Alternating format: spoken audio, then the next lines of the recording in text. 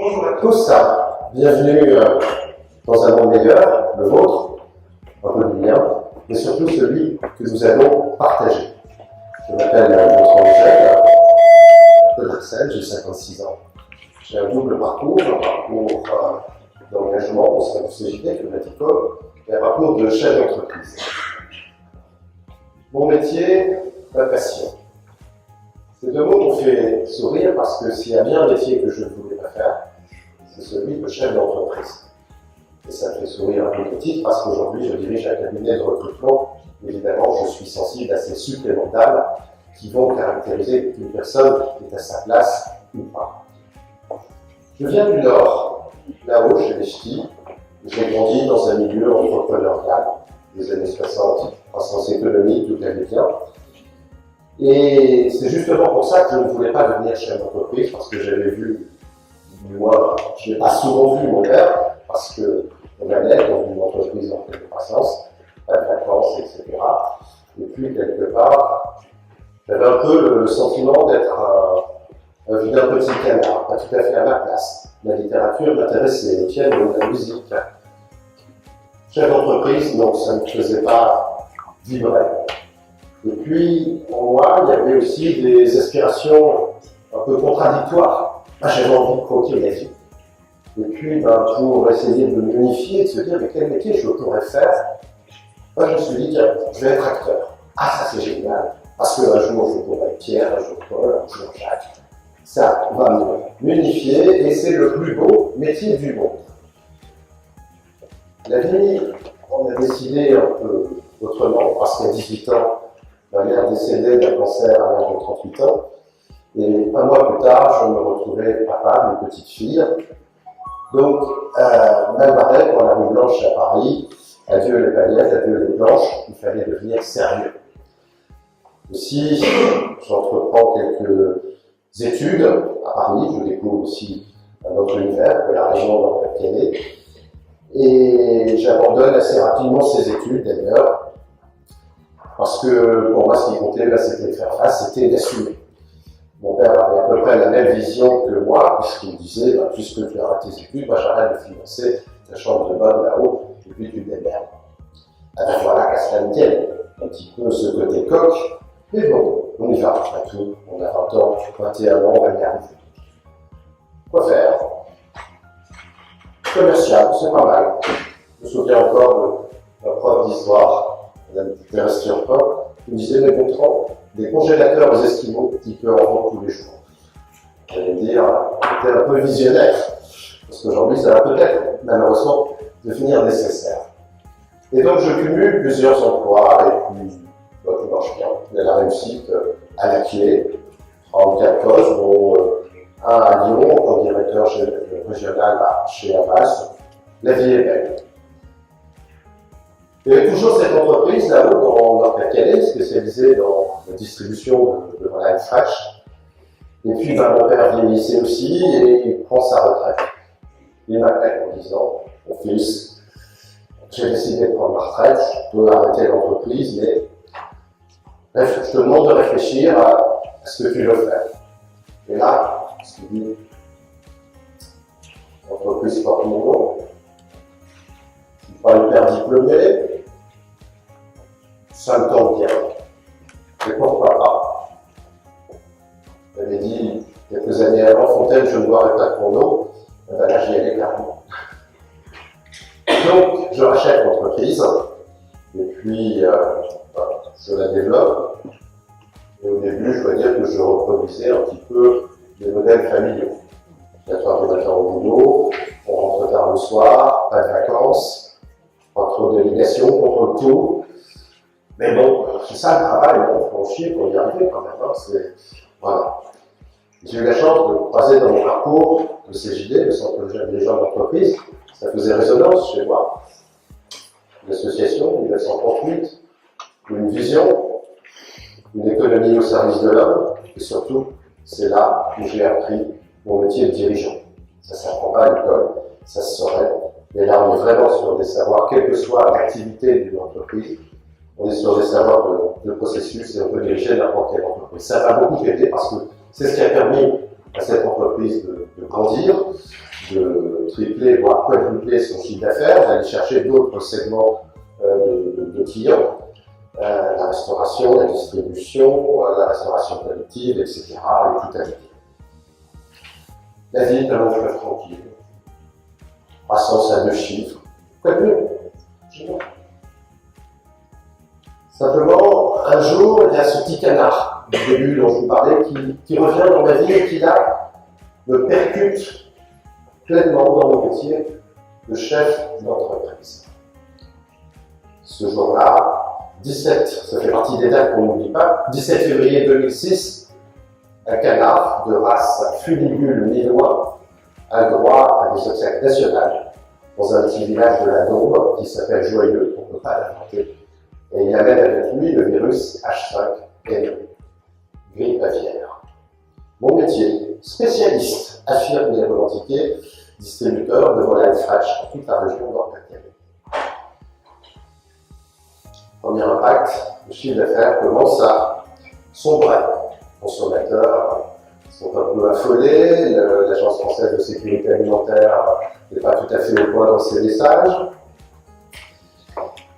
On se dit, bon, on est chef d'entreprise, des crises, on en a d'autres, farine végétale, etc., on va faire face, etc. Mais souvenez-vous, pour ceux qui suivaient les médias à l'époque, ça dure. Ça dure. 2 mois, 3 mois, 5 mois, 6 mois. Et chaque fois qu'un oiseau tombe, les journalistes, je leur en voulais beaucoup, à la télévision, nous balancent des images de guerre bactériologique. En blanc, on désinfecte, alors forcément, manger de la volaille, même cuite. Et là, c'est plus de 40% de mon chiffre d'affaires. Là, en tant que chef d'entreprise, ça peut prévoir beaucoup de plans A, B, C, D, mais ça, je ne l'avais pas prévu. Et au fond de moi, je commence à me liquéfier intérieurement. Parce que je reste lucide. Et puis, je voyais le mur arriver. La crainte obsessionnelle de dépôt de bilan.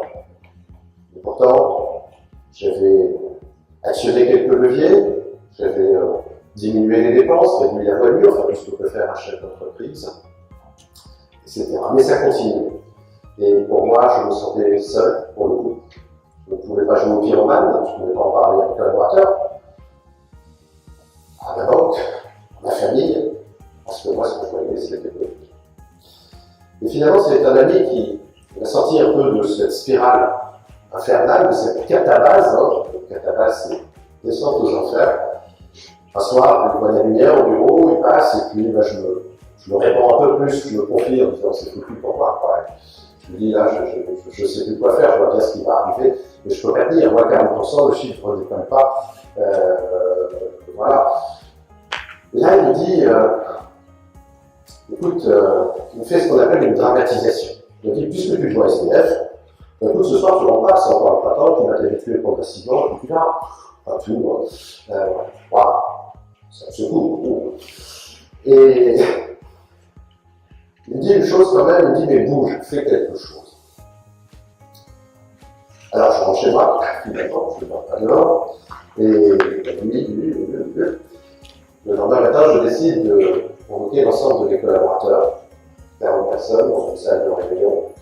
Tout le monde n'a pas le temps, on se dit non, je comprends, le temps s'arrêter là. Mauvaise ambiance dans l'entreprise, silence. Je ne savais pas du tout ce que j'allais dire. Je revois cette salle pesante, parce que dans l'esprit des uns et des autres, le patron s'est décidé.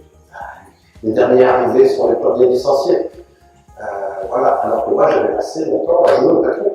Tout va bien, génial. Et là j'affronte, en fait, affronter c'est pas le mot, mais j'ai l'ensemble de mes collaborateurs et c'est une seule phrase qui sauve mon entreprise. C'est la première que je prononce, qui est celle-ci, j'ai décidé de ne pas licencier. Non pas que je ne pas confuser des autres ou quoi que ce soit, non, mais l'avoir, mais dans mon esprit c'était responsable.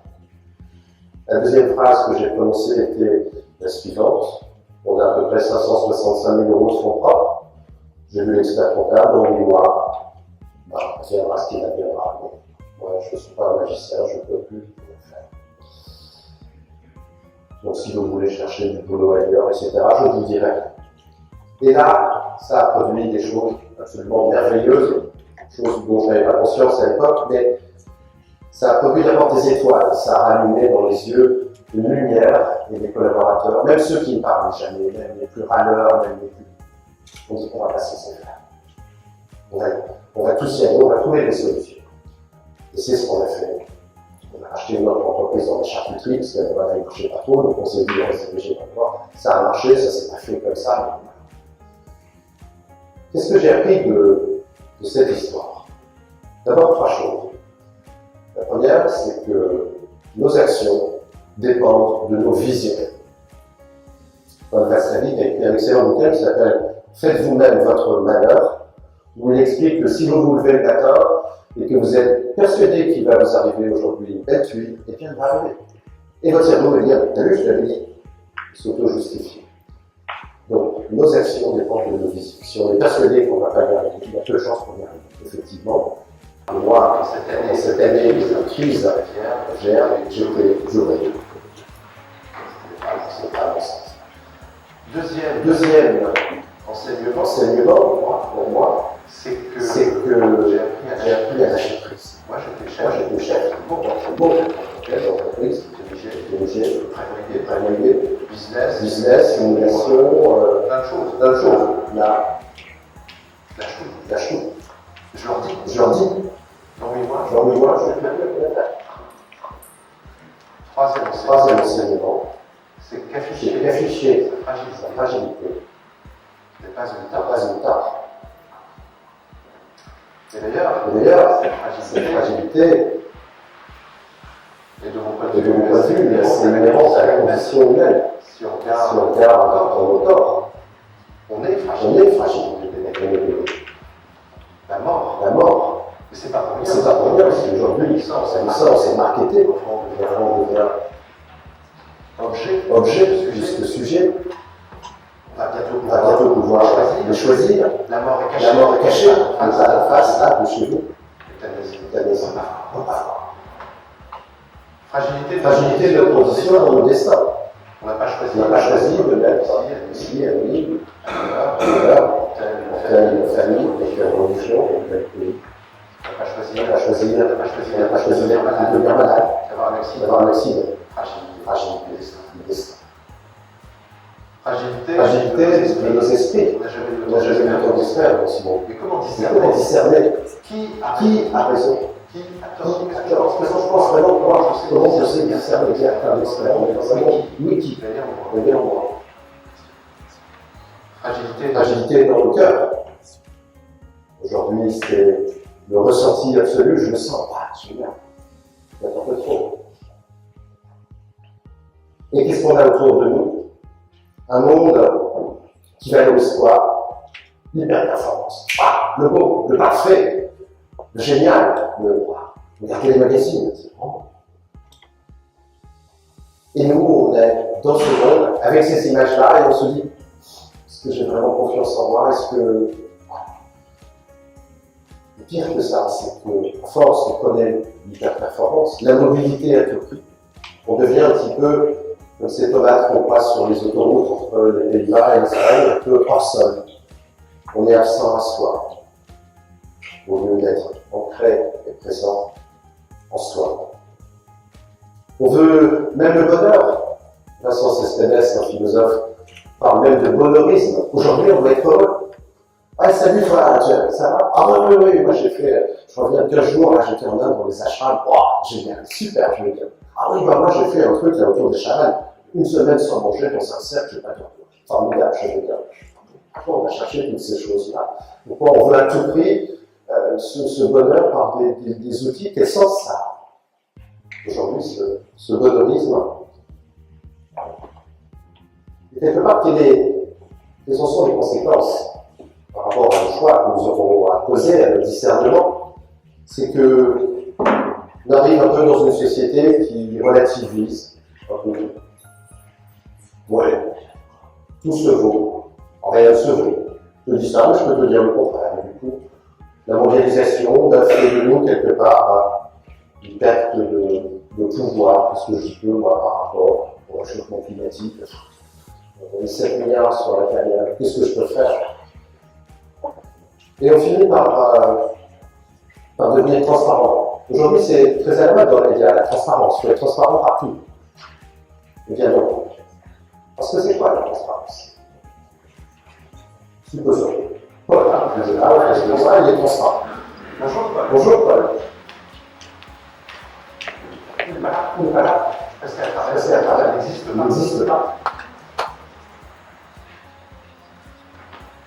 Ce qui est important, c'est plus la relation.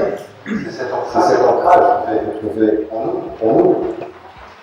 Et en ce qui me concerne, moi j'ai passé beaucoup de temps à chercher dans les biographies des femmes et des hommes que j'aime lire, les modèles que nous offre la société.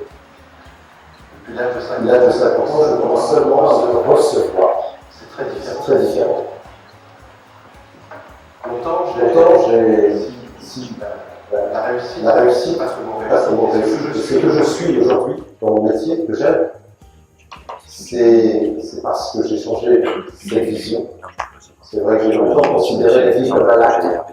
Il fallait prendre une place un peu plus importante. Mais finalement, on est beaucoup dans le lac. On est nombreux. J'ai préféré la rivière. La rivière, c'est le lâcher prise, l'eau est plus limpide. On ne peut pas s'accrocher. Mais waouh, qu'est-ce que c'est chouette. Et aujourd'hui, je suis arrivé peut-être plus haut que je ne pouvais même l'espérer, au sens où je dirige plusieurs entreprises. Une dernière qui va s'occuper de permaculture et recueil de séminaires, pas loin de Nîmes, près d'Avignon.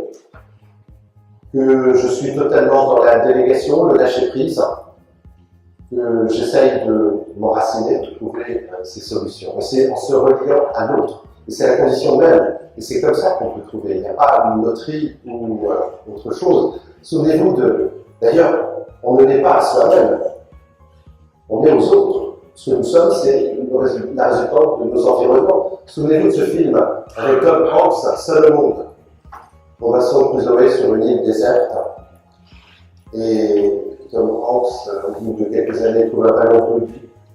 Il met 2 yeux, un nez, une bouche, un peu de grand il s'appelle Wilson. Et un jour, Wilson est emmené par un ouragan. Je n'existe plus, je ne sais plus qui je suis. Parce que je n'ai plus la relation. Alors forcément, la relation, ça peut être dangereux de devenir mon ami. L'autre peut devenir aussi mon ami, et mon ami peut devenir mon ami, et mon ami peut devenir mon ami. Mais sans relation. Voilà. C'est comme ça qu'aujourd'hui, je me passionne pour ce métier qui, pour moi, consiste à créer des sourires tous les jours, de lâcher prise, de laisser l'intelligence collective, l'émergence par l'entreprise libérée, presque dans cette voie, pas tout à fait encore, et surtout, je suis dans cette espèce de fécondité plutôt que de performance, qu'est-ce qui a du sens, et comment les autres trouvent leur compte dans ces projets. Alors voilà, je crois que finalement, si j'avais devenu acteur, je me serais perdu. Je me serais perdu parce que je serais juste qui je suis. Et aujourd'hui, de chercher à l'intérieur de soi, pour moi le meilleur discernement. Et je crois que la société est forte, ou sera forte peut-être, encore plus de la place qu'elle laisse au plus fragile. Voilà, soyez heureux, multipliez. Merci.